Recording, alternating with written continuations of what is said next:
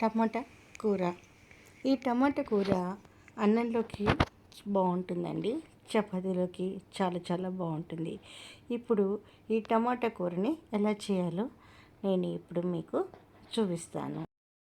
టమాటా కూర చేయటానికి కావాల్సిన పదార్థాలు: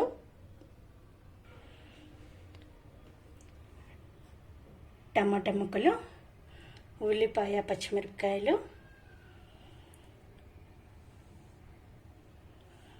తాలింపు దినుసులు. తాలింపు దినుసులకి మినప్పప్పు, ఆవాలు, జీలకర్ర, ఎండుమిర్చి, కరివేపాకు. ఇది ఉప్పు, కారం, పసుపు, తరిగిన కొత్తిమీర, కొంచెం నూనె కావాలి. స్టవ్ మీద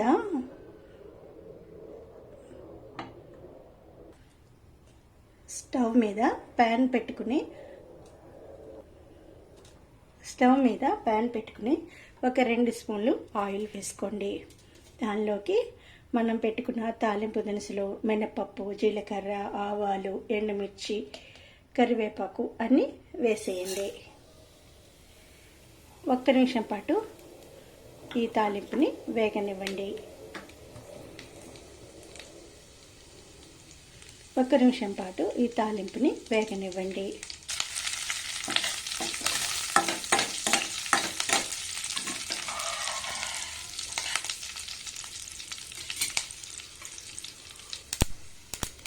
తాలింపు త్వరగా వేగిన తర్వాత ఇందులో తరిగి పెట్టుకున్న ఉల్లిపాయ, పచ్చిమిరపకాయలు వేసేయండి.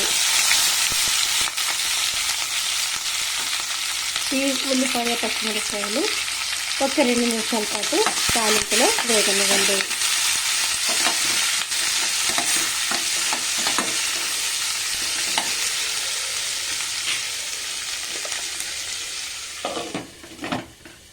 మూత పెట్టి 1-2 నిమిషాలు వేగనివ్వండి. 1 నిమిషం పాటు ఉల్లిపాయలు వేగిన తర్వాత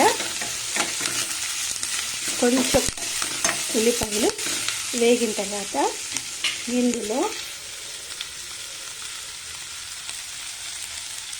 తరిగి పెట్టుకున్న టమాటా ముక్కల్ని వేసేయండి.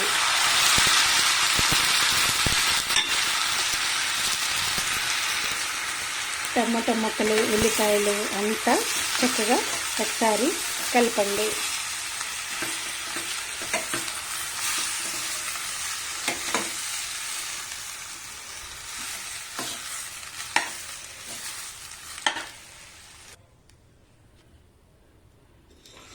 టమాటో ముక్కలు వేసి కలిపిన తర్వాత ఇందులో ఉప్పు తగినంత వేసుకోండి.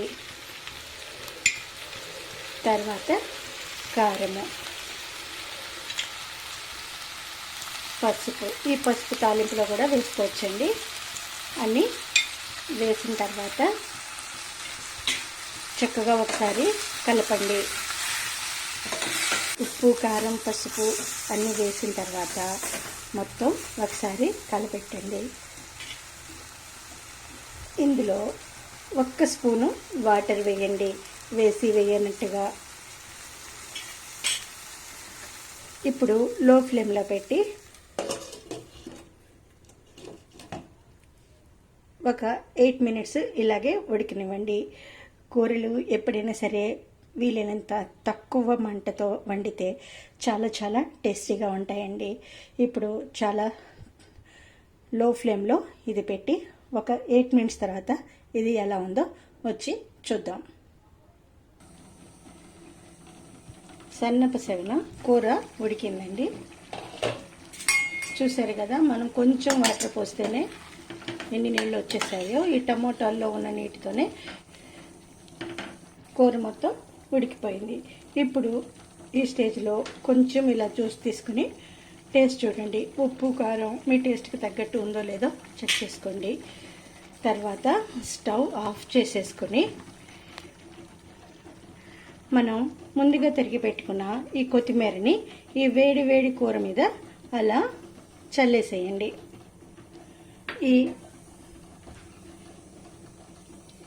ఇలా కలిపేసేయండి. వేడి వేడి కూరలో ఈ కొత్తిమీర